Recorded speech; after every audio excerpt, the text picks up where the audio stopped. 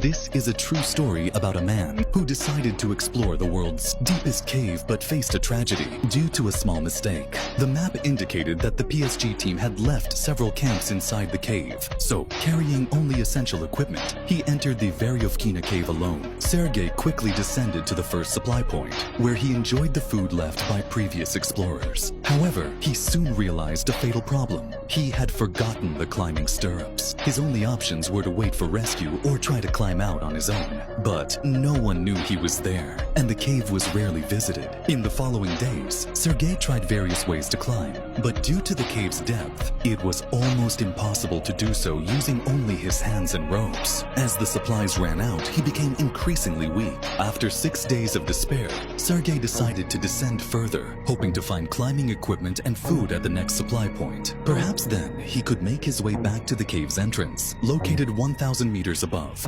Unfortunately, when he reached the new camp, he found no equipment or food. Surrounded by darkness, humidity, extreme cold, hunger, and exhaustion, his only option for survival was to keep going down. He knew there was another supply point about 300 meters below. Although completely drained, his will to survive was unshakable. As he descended, the cave's humidity levels reached extremes. At 100%, in some sections, waterfalls poured directly onto him. His cotton climbing clothes were clearly inadequate for such conditions. What happened in the next 20 meters remains a mystery. After Sergei failed to return on time, his wife grew worried and wanted to call the authorities, but she didn't know where he was. 9 months later, in August 2020, a TST team returned to the cave to map the area. They noticed a new rope at the entrance. When they descended to the first camp, they found a set of trekking poles and an ice axe, clear signs that someone had been there. Moving further down to the next camp, they found more evidence, and finally, about 10 meters deeper,